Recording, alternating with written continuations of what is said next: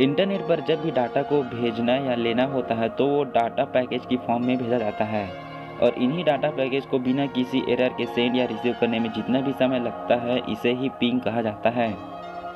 Ping का full form package internet ग्रैपर होता है। पिंग को 1983 में आईपी नेटवर्क की समस्या का समाधान करने के लिए माइक मस्सी के द्वारा बनाया गया था।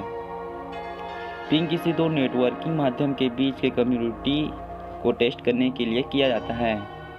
अगर आप पिंग टेस्ट करना चाहते हैं तो पिंग टेस्ट करने के लिए आपको मुख्यतः दो चीज़ों की ज़रूरत पड़ती है, जिसमें पहला है सर्वर जिसको होस्ट भी कह सकते हैं और दूसरा है नोड जिसको क्लाइंट भी कह सकते हैं। इस टेस्ट से हमें यह पता चलता है कि आपका क्लाइंट या डिवाइस किसी नेटवर्क पर किसी दूसरे डिवाइस के साथ स्टेबल कनेक्टिविटी बना सकता है या नहीं।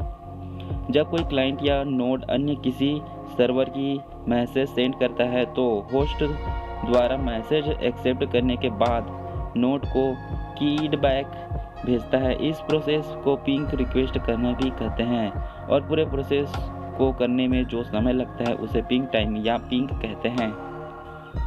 क्योंकि पिंग टाइम बहुत ही कम समय का होता है इसलिए इसे मिली सेकेंड में मापा जाता है।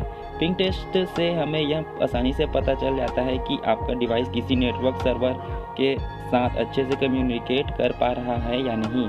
अब बात करें गेम की पिंग की, तो पिंग यह बताता है कि आपका इंटरनेट कनेक्शन कितना तेज़ है।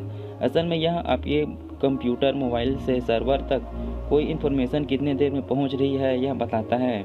इसे मिली सेकेंड में मापा जाता है, इसलिए आपने अक्सर देखा होगा कि पिंग के आगे ms लिखा रहता है, जैसे 170 ms। इसका यह मतलब हुआ कि आपके मोबाइल से सर्वर तक सूचना पहुंचने में 170 मिली सेकेंड का टाइम लग रहा है।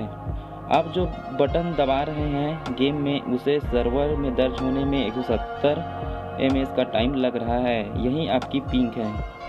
मान लीजिए आपका पिंग 500 हो गई तो इसका मतलब आपका कनेक्शन बहुत ही धीरे है और आपको गेम खेलने में दिक्कतों का सामना करना पड़ सकता है।